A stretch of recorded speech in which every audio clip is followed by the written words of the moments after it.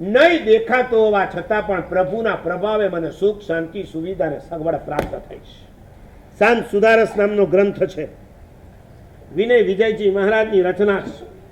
400 વર્ષ પહેલા એમણે રચી છે. બહુ દૂર નહીં, ગંધારની અંદર એમણે રચના કરી છે, હું ન ભૂલતો હોઉં તો. અને એ જ મહાપુરુષ એમને અંતિમ શ્વાસ ક્યાં લીધો ખબર છે? તમારાથી નજીક. કેટલા નસીબદાર છો, નવસારીમાં રહ્યો છો છતાં તમે એટલા નસીબદાર છો કે વિનય વિજયજી મહારાજ, જે કલ્પસૂત્ર તમે સાંભળો છો એની ટીકા વિનય વિજયજી મહારાજ, નવપદમાં બહેનો તમે જે શ્રીપાળનો રાસ વાંચો છો એની રચના વિનય વિજયજી મહારાજ. અરે અમે જે શાંત સુધારસ મોઢે કરીએ છીએ એની રચના વિનય વિજય મહારાજ. વ્યાકરણ ભણતા સાધુ સાધ્વી હેમ પ્રકાશ વાંચે છે એની રચના વિનય વિજય મહારાજ. અને સિદ્ધાર્થના રે નંદન વિનવું આ સ્તવનની રચના કોણે કરી? વિનય વિજયજી મહારાજ. અરે પુણ્ય પ્રકાશનું સ્તવન મોત આવે ત્યારે સંભળાવવામાં આવે એની રચના વિનય વિજયજી મહારાજ.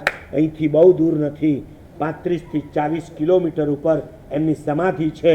નવસારી વાળાઓને કહું છું, ક્યારેક સુરતના રિસોર્ટમાં ફરવા જાઓ છો તો સાથે સાથે રાંદેર જજો.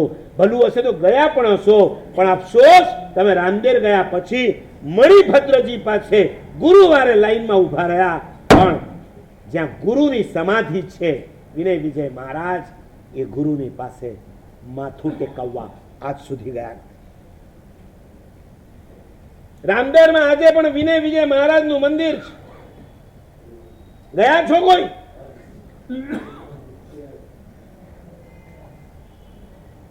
આજે કયો વાર છે? યોગાનો યોગ. અમને મણિભદ્ર ઉપર જેટલી શ્રદ્ધા છે એટલી અમને અમારા ગુરુ ઉપરની શ્રદ્ધા નથી. એ વિનય વિજય મહારાજની અદ્ભુત રચના છે શાંત સુધારસ. અને એમાં એમણે ધર્મ ભાવના 12 ભાવના પત્તા 4 ભાવના એમ 16 ભાવના ઉપર 16 ઢાળ રચી. એમાં એમણે ધર્મ ભાવના ઉપર અદ્ભુત વાત કરી.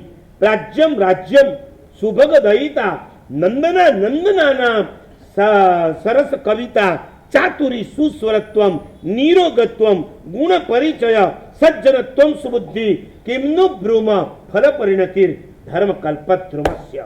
ધર્મ એ સામાન્ય વૃક્ષ નથી, ધર્મ એ કલ્પવૃક્ષ.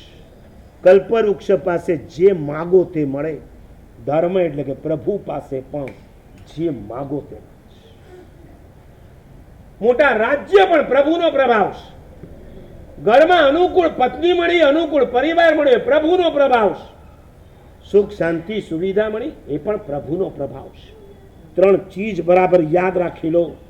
નંબર 1 તમને મળેલી સામગ્રી, નંબર 2 તમારા દ્વારા થતા સત્કાર્યો, અને નંબર 3 તમારા જીવનની અંદર આવેલા સદગુણો. આ ત્રણેયના મૂળની અંદર જો કોઈ હોય તો પ્રભુનો પ્રભાવ.